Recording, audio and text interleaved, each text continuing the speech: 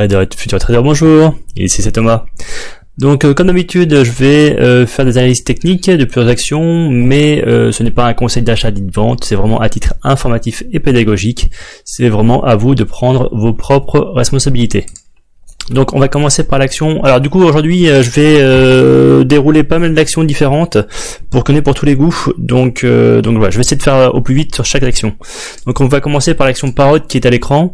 Donc là on peut voir que chaque bougie correspond à une semaine de cotation. Donc du coup j'ai tracé vite fait les résistances et supports, on va dire à peu près long terme. Donc vous voyez ici en horizontal, j'ai tracé ici une droite et ici une droite. Vous voyez qu'ici, ça a joué le rôle de résistance ici, ici, ici, ici, ici. Là, une fois que ça a cassé, ça a joué le rôle de support, ici, ici. Là, on a fini par casser. Donc, hop, zone de résistance, résistance, résistance, et voilà. Et du coup, cette borne qui est là, donc c'était l'ancienne borne, enfin, le dernier plus bas de 2008. Donc on peut voir que j'ai tracé aussi une droite et en fait cette zone aussi a été bloquée ici, ici, hop, ça a cassé et après ça a joué un rôle de résistance. On va s'approcher pour voir plus, comme ça on verra mieux. Voilà, donc là maintenant c'est chaque bougie correspond à un genre de cotation. Vous voyez la borne basse que j'avais tracée, ça tapait ici, ça tapait, ça tapait, ça tapait, ça finit par casser et ensuite une fois que ça avait cassé, ça a joué le rôle de résistance et là en fait ça a cassé la résistance, explosion à la hausse, avec les volumes qui sont arrivés. Donc vite fait pour ce qui se passe actuellement sur Parrot, donc vous avez vu que ça a explosé à la hausse.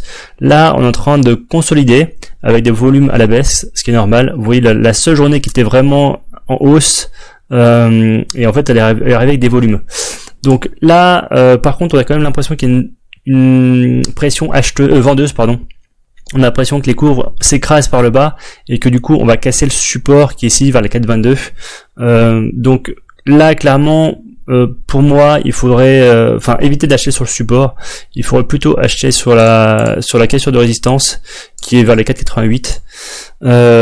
Donc de toute façon, action Parrot à suivre. Hein, c'est vraiment une action qui intéresse avec des volumes qui sont présents.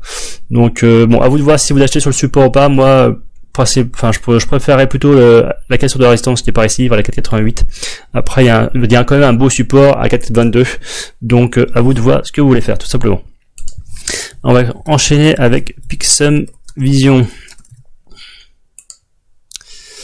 Donc Pixum Vision, j'en avais déjà parlé dans le passé. Hop, je vais juste supprimer ça. Hop. Donc si on revient un peu en arrière, donc c'était une forte tendance baissière. Vous voyez là les énormes volumes qui sont arrivés, les cours sont presque venus à plat, ils ont une tendance presque neutre. Maintenant on va s'approcher pour voir un peu plus ce qui se passe. Vous voyez les cours ils évoluent quasiment plus, en fait ils bougent plus. Là clairement on était dans une tendance neutre et là on vient de casser la tendance neutre vers le haut, avec des forts volumes. Donc clairement l'action on a l'impression qu'elle elle rentre en position dans elle est accumulée par les grosses mains, les institutionnels. Donc là, du coup, il y avait un bon point d'entrée sur la cassure de résistance. Et donc du coup, on pourrait peut-être éventuellement partir vers le nord. Donc à vous de voir ce que vous voulez faire par rapport à Pixum Vision. Mais en tout cas, l'action semble intéressante, les volumes sont là et elles viennent de casser une résistance. On va enchaîner sur Sensorion.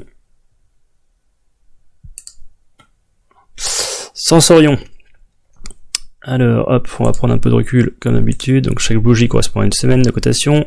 Donc grosse baisse toujours. Là les cours deviennent quasiment à plat. Là il y a des forts volumes qui sont présents vers ces niveaux-là. Donc dernièrement, on s'approche. Donc vous voyez, on était à plat. On a cassé par le haut, on tente de casser par le haut, du coup cette grosse zone bleue là que j'ai mis, ce gros rectangle, qui est une grosse zone de résistance.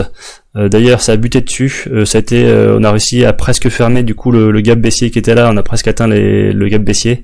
Donc du coup maintenant il faut tout simplement attendre que ça consolide, il n'y a rien de plus à faire, mais dans tous les cas l'action je pense peut être intéressante, mais effectivement pour l'instant il n'y a plus rien à faire du tout sur l'action, il faut tout simplement attendre, voir ce qui se passe.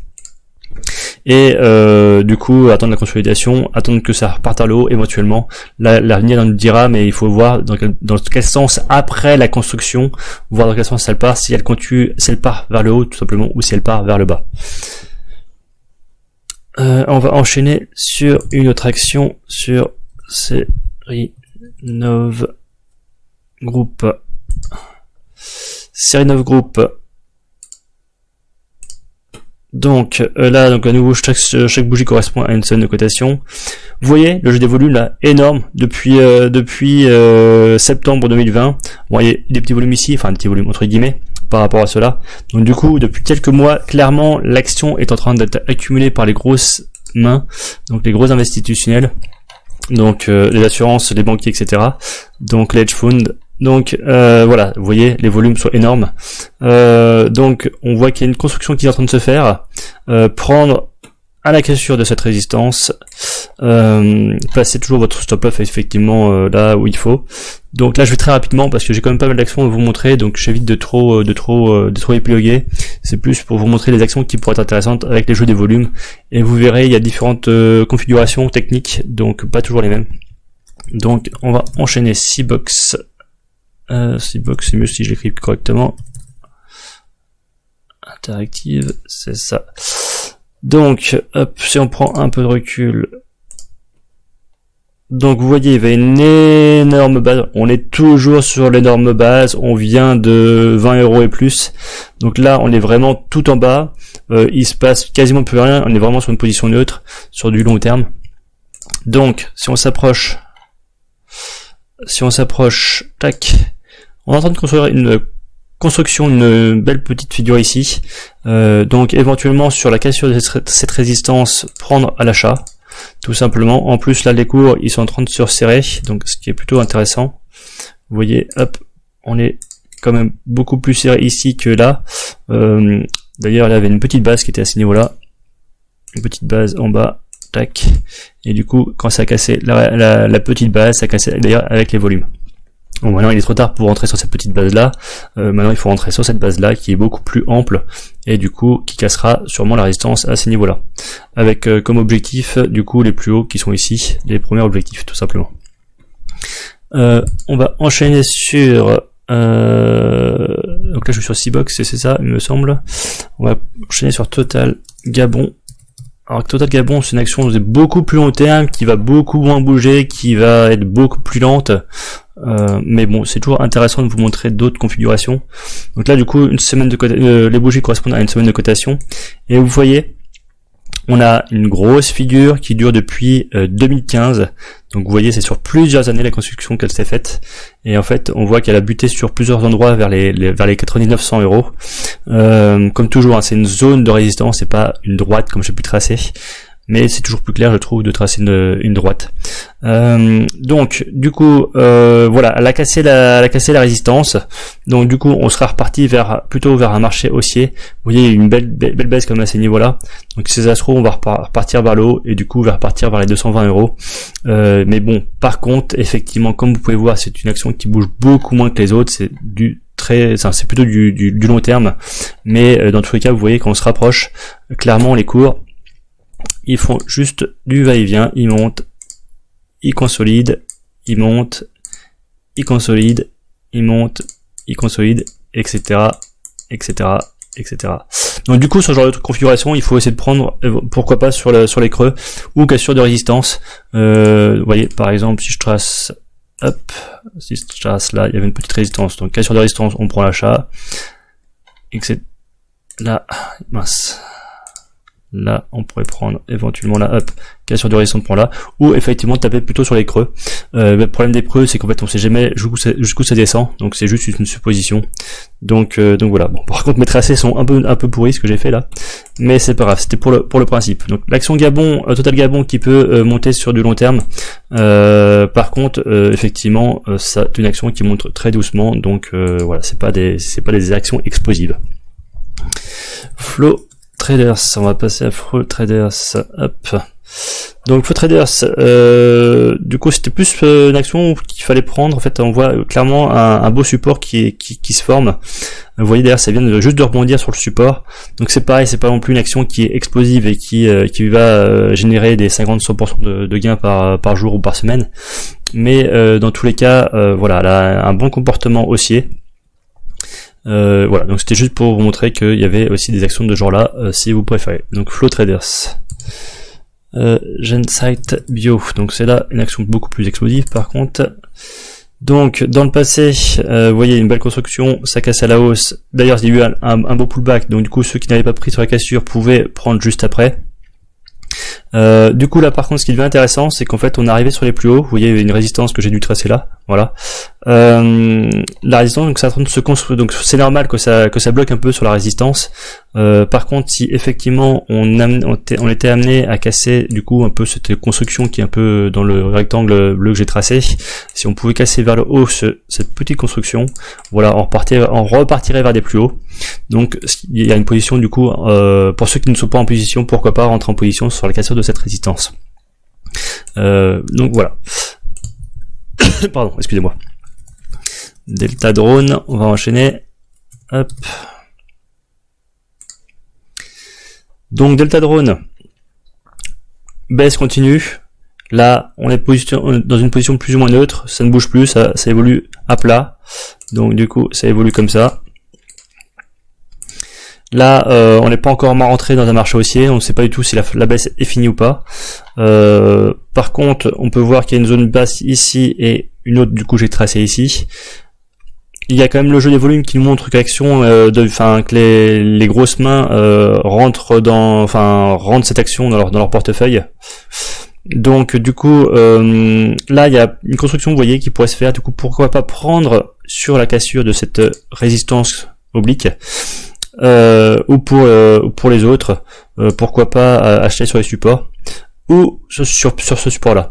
Par contre si vous rentrez sur ce support là, attention, ça pourrait vite franchement atteindre ce support là, donc attention quand même si vous achetez sur le support. Donc il vaut mieux je pense acheter sur cassure de résistance oblique ici, et puis après effectivement voilà, voir si où sont les objectifs. Je vous laisse regarder par rapport à cette action. Donc Delta drone,